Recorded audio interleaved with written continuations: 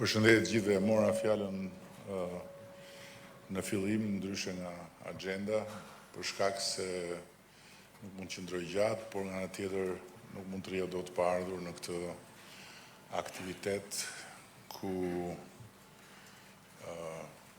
për vetë rëndësinë që ka tema eksporteve janë të pranishëm edhe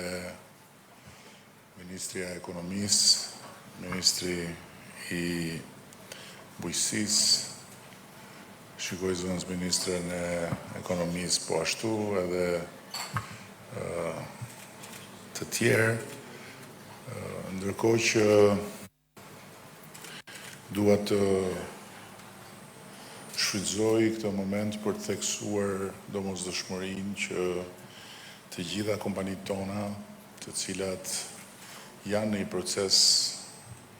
transformimit vazhdueshëm për vetë ambicien që kanë për të rritur, është domosdoshme që me patjetër të mbajnë syt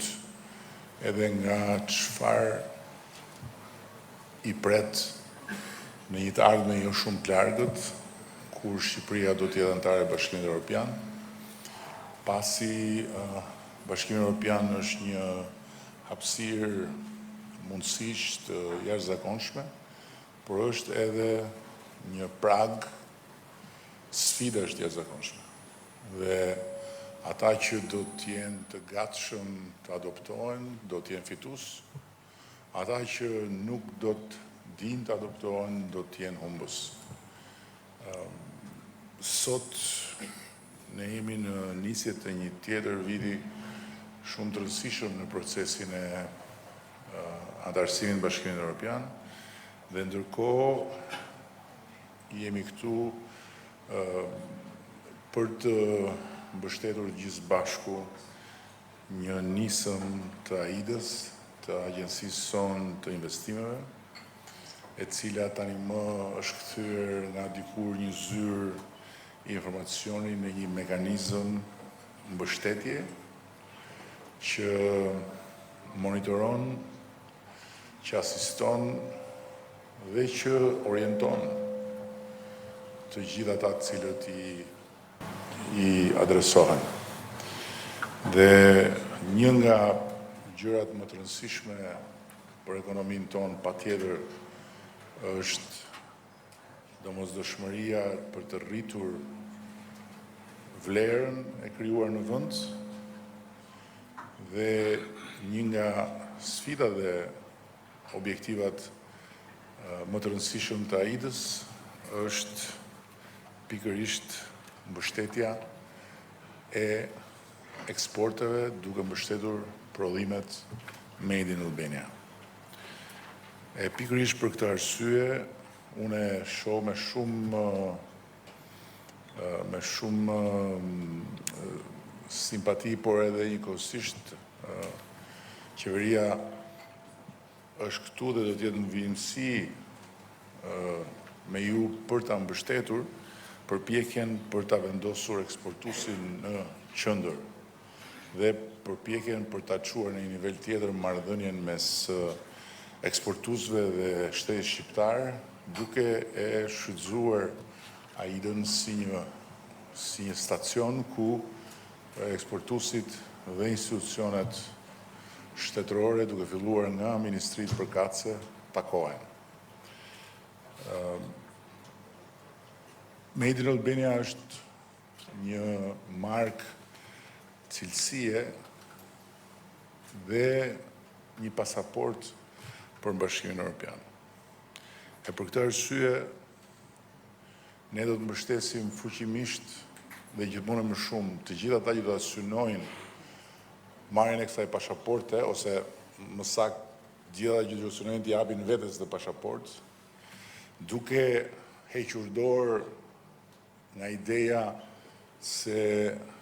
konkurenca me çmim të ulët mund t'i çojë larg, dhe duke u fokusuar tek konkurenca me standarde të larta,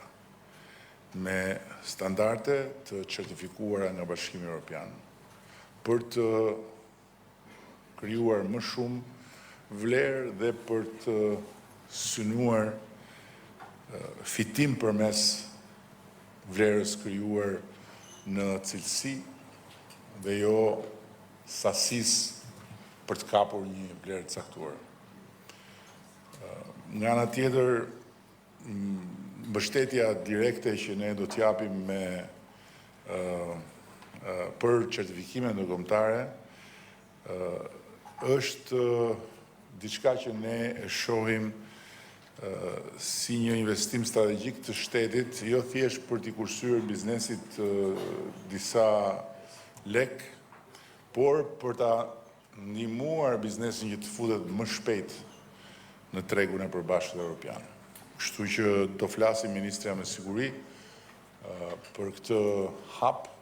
që ne kemi vendosur të hedhim bashkarisht duke shtuar mbështetjen financiare të shtetit për certifikimet ndërkombëtare, ashtu si kundër edhe për të mbrojtur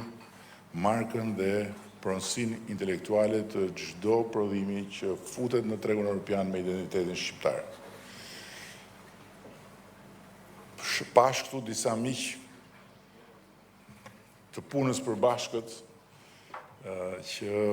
prej kohësh janë angazhuar në sektorin e manufakturës dhe më vjen shumë mirë që tranzicioni i pashmangshëm nga fasoneria thjesht tek cikli i mbyllur me dizajnin, me tekstilet, me përpunimin e drurit dhe kështu me radhë, na ka dhënë një provë shumë qartë që kush nuk pret që vazhdimësia e sipërmarrjes t'i garantohet nga oksigjeni i shtetit, por i beson inovacionit dhe vetë transformimit fiton. Kush pret që në të kundërt të erës imponuar nga transformimi të vazhdoj të rri aty ku është mësuar dhe aty ku ka qëndruar, duke u mbajtur me oksigjen nga shteti,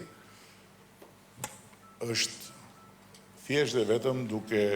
shtyr në agoni ditën e fundit. Dhe besojmë shumë tek manufaktura, besojmë shumë tek gjithë ata që po ecin në rrugën e transformimit dhe të krijimit të vlerës shtuar dhe për të krijuar më shumë vlerë shtuar përmes manufakturës do të bëjmë më shumë në mbështetje të sipërmarrjeve që do të përqafojnë sfidën e transformimit. Po ashtu agropërpunimi është diçka që kemi vendosur në krye të ose më saktë në prioritetet e listës sonë të punëve dhe sa më shumë të tërheqim nga kanali i eksporteve lëndën e parë dhe sa më shumë të fusim në kanalin e eksporteve lëndë të parë të përpunuar në vend, aq më shumë do të mbajmë vlerë të shtuar brenda kufive tanë. Faza kur baza kryesore e eksporteve ishte nxjerrja jashtë e lëndës parë, është një fazë që duhet ta konsiderojmë për të tejkaluar. Dhe sidomos kur vjen puna tek bujqësia, është shumë e qartë që hapi tjetër është agropërpunimi dhe si kundër bëm në fazën e parë të qeverisjes me grumbullimin, duke siguruar që Shqipëria të ketë tani më një rrjet të konsoliduar dhe të fuqishëm pikash të grumbullimit me standarde të larta, duam të kemi një rrjet të konsoliduar të agropërpunimit.